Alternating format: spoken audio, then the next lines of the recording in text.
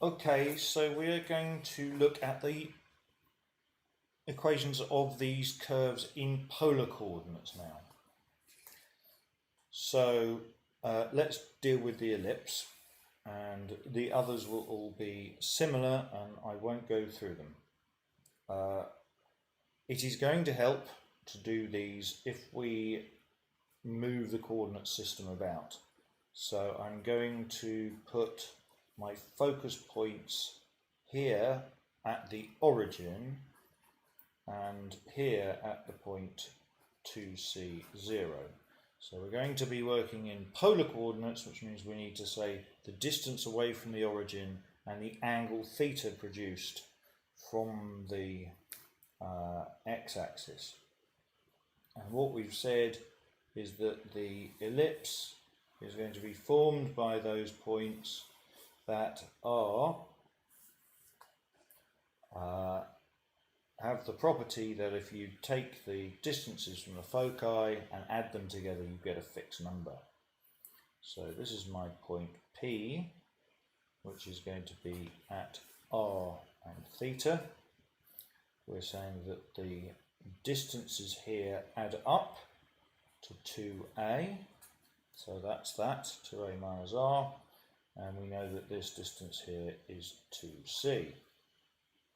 Okay, well, the cosine rule allows you to relate all of these lengths together with this angle.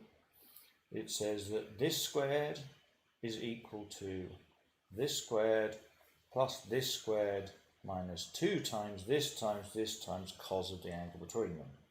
So 2a minus r squared is equal to r squared plus 2c squared minus 2 times r times 2c times cos of the angle between them.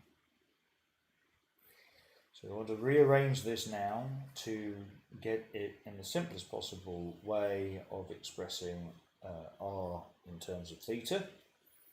So expanding this, you'll get an r squared which you can cancel with that. You'll also get some other things. Let's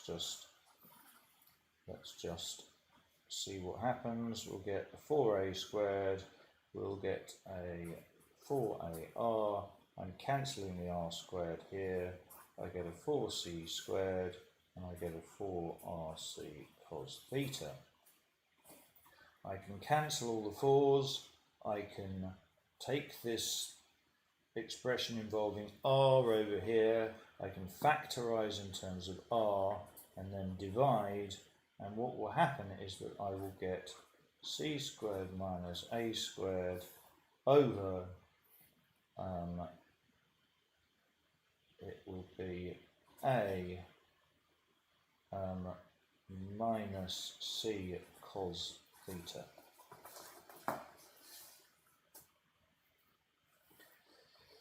Now, if I let P equals c squared minus a squared over a, so dividing the top and bottom by a and letting the value e be c over a, then that tells me that this is p over 1 minus e cos theta,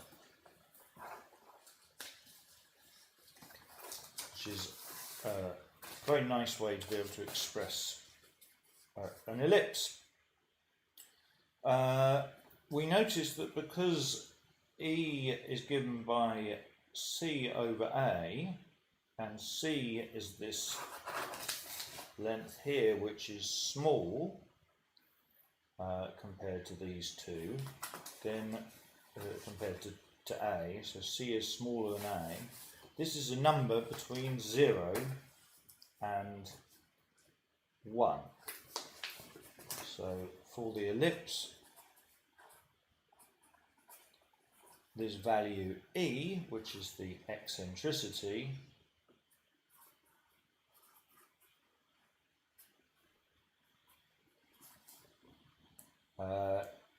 is between 0 and 1.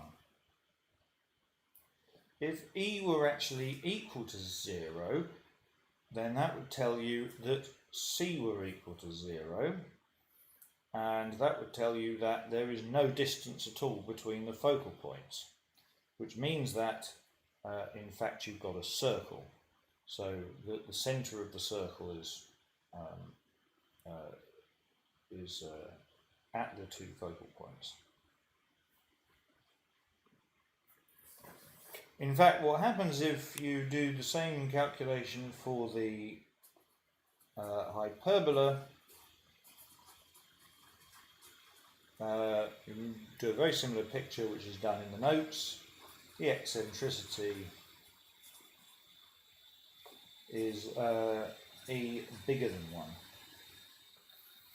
And you can also do the parabola, and if you draw the appropriate picture, again, which is done in the notes, but I'm not going to do here, the eccentricity is E equals 1. So you get a very nice, consistent description of all of these through, conic sections through polar coordinates.